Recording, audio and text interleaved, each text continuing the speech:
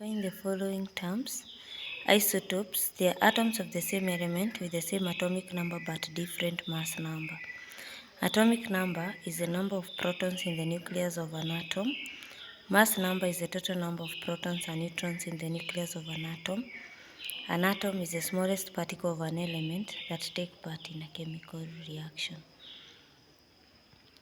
So an atoms of element X exists as that.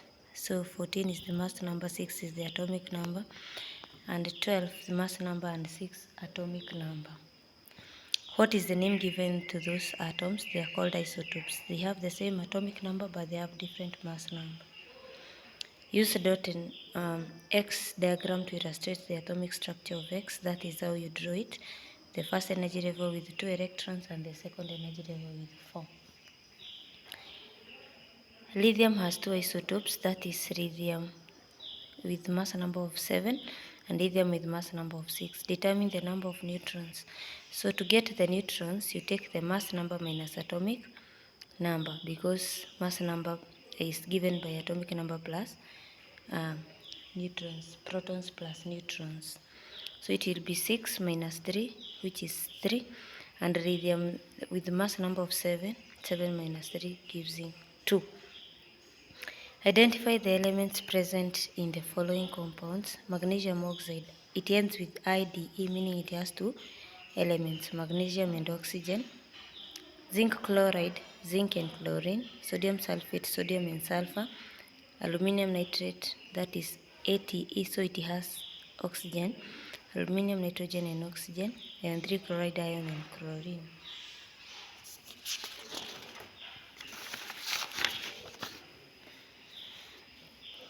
Then the element Y is represented by that mass number of 27, atomic number of 13. What does letter Y represent? Of course, that is aluminium. It's the one that has atomic number of 13.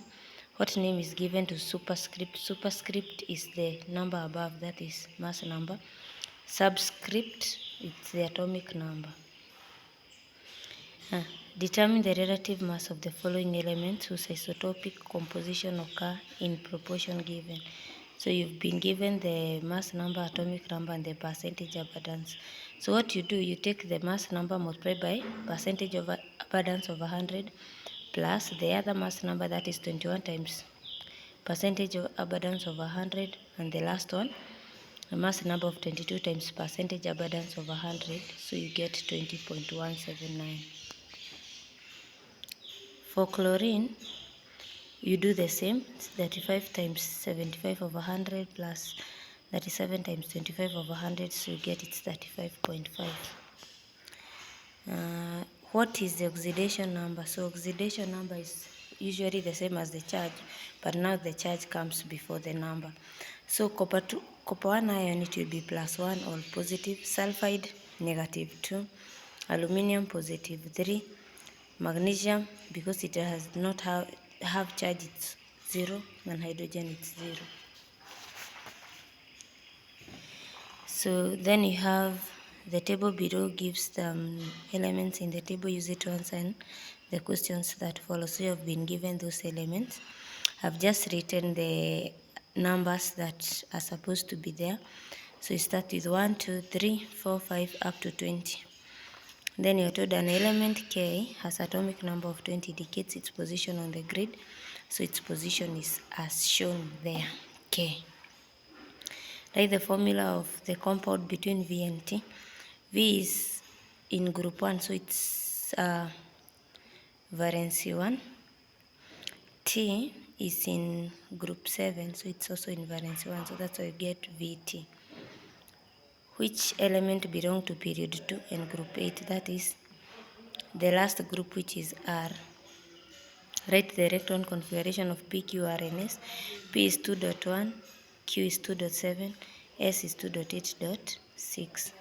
Candle wax is a compound consisting 2 elements. The elements are carbon and hydrogen.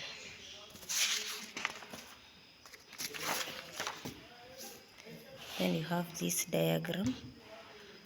So this apparatus was used to investigate burning of candle. So what would happen if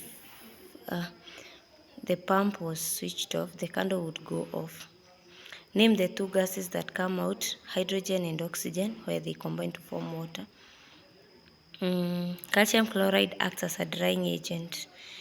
The method of preventing rusting, you have galvanizing, electroplating, oiling and greasing, and also painting.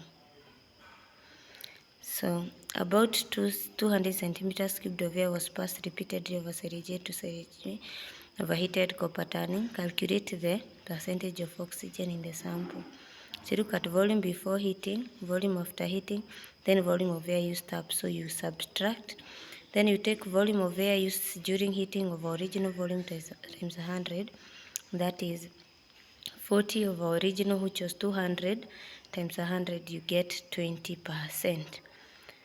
Write down chemical equation. I've written a word equation for the reaction between carbon and oxygen, copper and oxygen. Copper plus oxygen, it will become copper 2.